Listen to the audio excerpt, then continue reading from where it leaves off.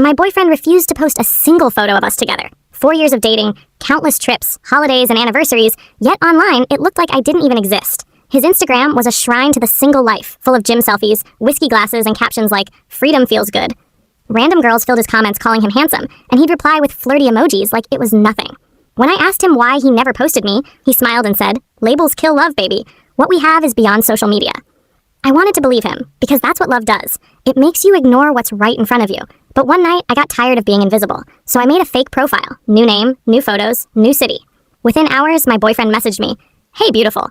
That's when I realized he wasn't private, he was hiding. Welcome to Raw Reddit Tales. Subscribe to keep getting the spiciest stories online. We'd been together for 4 years. We met at a mutual friend's birthday dinner. He was that effortlessly charming guy who made everyone laugh without even trying. I remember thinking he had kind eyes, the kind that made you feel seen. Back then, I didn't know how ironic that would become. In the beginning, everything felt perfect. He'd drive across town just to bring me coffee before work, leave little notes in my bag, and tell me how lucky he was to have me. But as time went on, that effort started fading, especially when it came to anything public. He'd post pictures from nights out with his friends, gym videos, even sunsets with captions about self-love. But never one of us. I didn't want to sound needy, so I brushed it off. Still, every time I saw him comment under some random girl's photo, my heart sank a little lower. When I brought it up, he'd roll his eyes and say, "Why does it matter? You know what we have is real." But the truth is, I didn't know anymore. Because if something's real, why hide it? The night I made that fake account, my hands were shaking. I used stock photos of a pretty brunette and named her Maya. Within hours, Ken, my boyfriend, followed her, liked 5 of her posts, and sent the first message. "Hey, beautiful, you've got a smile that could ruin lives." That was the exact same line he used on me the first night we met. When I saw that first message from Ken, my heart stopped. I wanted to believe it was a mistake. Maybe he recognized the photos, maybe he was joking. But deep down, I already knew the truth.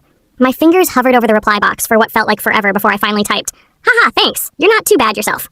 That was it. One harmless reply. But what came next changed everything. Ken responded almost instantly, like he'd been waiting. He asked Maya where she lived, what she did for work, if she was single. His tone was flirty, not just casual flirting, but the kind that's intentional, the kind that leads somewhere. I sat there watching every message, my stomach twisting tighter each time his name popped up. He talked about how dating apps are a waste of time, how girls today just want clout, and how he was still searching for something real. The irony almost made me laugh. He had something real, and he was throwing it away for a fantasy. Over the next few days, Ken kept messaging Maya. He liked all her photos, replied to her stories, even sent voice notes. Hearing his voice, that same soft, low tone I used to fall asleep to, now aimed at a fake woman he thought he could charm, it made my chest hurt. The more I watched, the more I realized how good he was at pretending. He didn't just flirt. He mirrored people, told them exactly what they wanted to hear. He made Maya feel special, like she was the only woman in the world. It hit me then. Maybe that's how he got me too. One night, he sent Maya a message saying, "You seem different from other girls. I feel like I can be myself with you."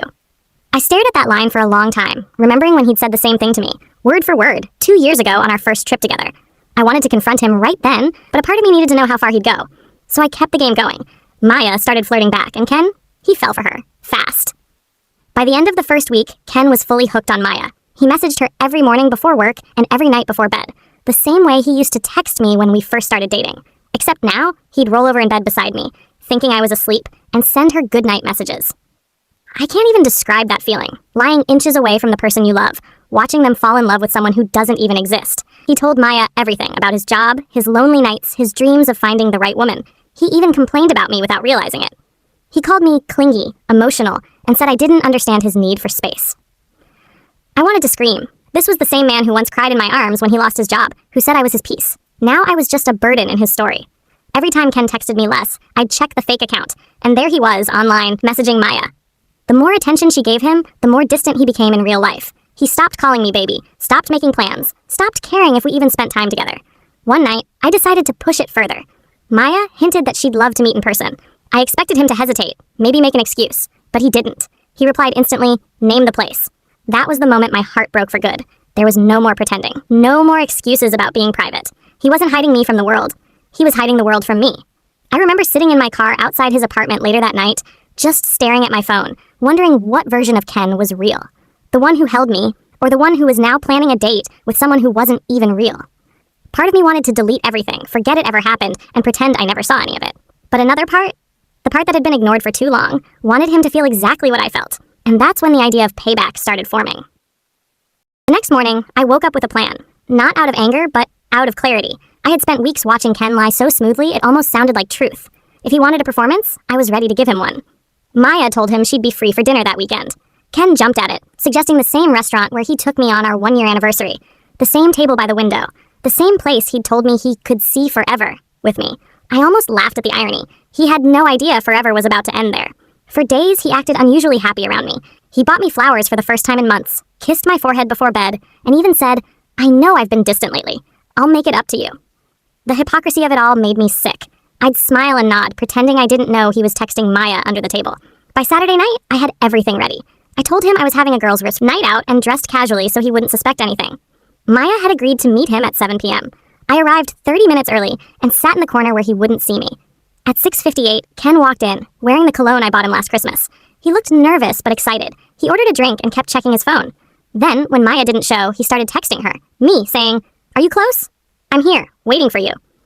My hands were shaking. I watched him look around, that familiar fake charm plastered on his face, expecting to meet the woman he thought he could fool next. Finally, I texted back, "Look to your left." He turned. His smile froze. The look on his face when he saw me sitting there was something I'll never forget. Shock, guilt, fear, and maybe, for a split second, relief that the game was finally over. He didn't say a word. Neither did I. The silence between us said everything. That night, I realized revenge doesn't always need noise. Sometimes, quiet truth is louder than any scream. We sat there in that restaurant, surrounded by the soft clinking of glasses and murmured conversations, like the whole world had gone still except for us. Ken looked pale, his mouth opening and closing like he couldn't decide which lie to grab first. I just stared at him, waiting. Finally, he whispered, You set me up?" I laughed, not the kind of laugh that comes from humor, but from heartbreak. "No, Ken, you set yourself up. I just gave you the mirror." He ran a hand through his hair, eyes darting around the room like he wanted to disappear. "Babe, listen. I was just joking around. It was harmless flirting. You know how guys are online." That line, "you know how guys are," felt like a knife twisting inside me. He still didn't get it. "You told her," I said, voice trembling, "that you felt a real connection. You planned a date. You said you wanted something different. How is that harmless, Ken?" He didn't answer. Instead, he leaned back and sighed like he was the one hurt. "I just felt like we'd lost the spark. You've been distant lately, and I guess I was looking for attention. But it didn't mean anything." It always amazes me how cheaters can destroy your heart and then make themselves the victim. I looked at him, really looked at him, this man I'd built a future with, and realized I didn't even recognize him anymore. "You know," I said quietly, "I made that fake account to test if you were hiding something. I didn't expect to catch you this easily." Ken's expression shifted from guilt to anger. "So you were spying on me? That's crazy behavior. You catfished your own boyfriend." The audacity made me laugh again. "I catfished my own boyfriend because he was flirting with half the internet. You think I wanted to do that?" He pushed his chair back and stood up. "You're overreacting," he muttered. "You're making a big deal out of nothing." That's when it hit me. There was no apology coming. No remorse. Just excuses and deflection. So I picked up my bag, stood up, and said the only thing that felt right, then there's nothing left to talk about. When I walked out of that restaurant, I expected to feel relief. That sense of power people always talk about when they finally leave a toxic relationship. But instead, I just felt empty. 4 years of love, loyalty, and late-night plans had ended with the sound of my heels echoing against the pavement. For the first few days, Ken didn't call. I thought maybe he'd finally realized it was over. Then on the 5th day, my phone started blowing up. Missed calls. Long texts about how he messed up. How he just wanted me back. How we can fix this if you just talk to me. The weird part? He started posting like crazy. Pictures of himself at the gym, hanging with friends, even old photos of us captioned, "Some memories never fade." He was suddenly acting like I was the one who walked out for no reason. My friends kept sending me screenshots. "Girl, he's trying to play the victim," one said. "He's got people in the comments telling him to stay strong." Stay strong? For what? For lying? For cheating? I ignored it all, but inside, it stung. Not because I wanted him back, but because I realized how easily he could twist the narrative, make himself the hero in a story where he was the villain. Then one night, I got a DM from an unfamiliar account. It said, "You don't know me, but I think I should tell you. Ken's been seeing my cousin for months. He told her you were just a jealous ex who wouldn't leave him alone." I stared at the message, my chest tightening. So that was his next move. Move on fast and rewrite history. A few days later, he showed up at my apartment. No warning, no text. Just stood there with that same face I used to love. "Can we talk?" he asked softly. I didn't invite him in. I stepped outside instead. He said he missed me. Said the new girl didn't mean anything. Said he wanted to make things right. But as he talked, I noticed something. His phone kept buzzing in his pocket over and over. So I asked him, "Is that her calling right now?" He froze. Ken froze like I just pulled a trigger. His hand went straight to his pocket, fumbling to silence the phone. He muttered something about work, but I wasn't buying it. I could feel the tension between us, thick like smoke. "Let me guess," I said quietly. "Work calls you every night at 10 p.m.? He didn't answer. I think in that moment he realized he had finally run out of excuses. His lies had become a web too tangled to climb out of. I should have screamed. I should have thrown something. But instead I smiled, calm, almost peaceful. You know what, Ken? You can answer it. She deserves to know who she's really dating. His eyes widened. What are you talking about? I reached into my bag and pulled out my phone. Remember that fake account? The one you fell for? I said, scrolling. I never deleted it. In fact, I've been documenting everything. The messages, the flirty DMs, the hotel reservations, the voice notes. He went pale. You wouldn't. Oh, I already did? I cut him off. You told me I was crazy, that I was overreacting, that you were just joking.